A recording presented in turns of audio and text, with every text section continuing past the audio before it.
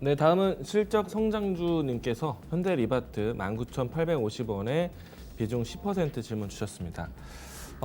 현대리바트와 같은 건설 인테리어 기업들이요. 최근에 1분기, 2분기 때 실적이 좀 괜찮았습니다. 우리가 이제 코로나 사태 때문에 집에 머무는 시간이 좀 길어지다 보니까 보복성 소비라고 할까요? 예, 집안 인테리어에 대한 투자가 좀 이루어졌고 소비가 좀 이루어졌고 그리고 이 관련된 인테리어 기업들이 좀 실적이 선방이 되었거든요. 저도 좀 의외라고 생각을 합니다. 뭐 충분히 이해되는 이런 스토리이긴 하지만은 어찌됐든 이제 실적에 기반해서 실적 기대감에서 주가가 좀 많이 왔어요. 자, 보시게 되면은 주가가 2분기 때 실적 발표가 8월 10일 날쯤에 발표가 됐습니다. 이때 이제 실적 발표가 나오고 난 다음에 그 이후부터 해서 주가가 내려앉기 시작을 했어요. 최근에 와서 코로나에 대한 재창궐 그리고 재확진에 대한 이야기들에 대한 리스크도 있지만은 실적 발표되고 난 다음에 주가가 내려앉았다는 얘기입니다.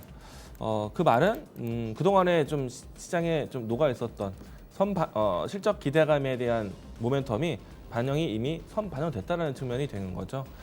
이렇다 보니까 좀 급하게 좀 내려왔을 때 대응 못하셨던 투자자분들이 있지 않았을까 생각이 되는데, 자, 그 투자자들은요 다시 한번 재차 주가가 올라왔을 때는 또 황급하게 물량을 넘길 수 있는, 그러니까 매도대기 물량이 될 수도 있습니다. 제가 봐도 좀 급하게 내려왔거든요. 그래서 일단은 지금 코로나에 대한 충격으로 인해서 대부분의 종목들이 하락을 했는데 다시 한번 재차 반등할 수 있는 계기는 나온다고 봅니다. 그리고 인테리어주 같은 경우에는 하반기에도 실적에 대한 개선 기대감이 좀 있지 않을까.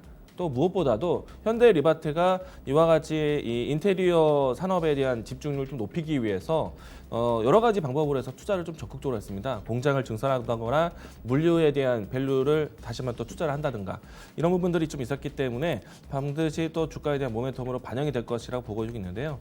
다만 이제 매도대기 물량들이 좀 존재할 수 있다라는 것. 그러면은 이 종목에 대한 반등 가격대를 19,000원 정도, 네, 이 라인대 근접한다면은 주가 매도대기 물량에 대해서 좀 매물벽을 느낄 수 있다라는 겁니다. 그러면은 1차적으로 했을 때는 이 가격대가 올라왔을 때는 어느 정도는 비중 축소를 같이 해주셔야 돼요. 만약에 매물에 대한 부담감을 이기지 못한다면 다시 재차 하락할 가능성이 있습니다. 물론 저 이 정도의 깊이까지는 아직은 예측하기 힘들겠지만은 올라왔다가 다시 내려올 가능성이 있다는 얘기예요. 그래서 지금은 시장 전반적인 종목들이 하락을 한 가운데 반등에 대한 포인트를 좀 기다려 보시는데 올라온다라면은 19,000원 선에서는 정리 관점, 비중 축소 관점을 유지하자라고 이야기 드리도록 하겠습니다.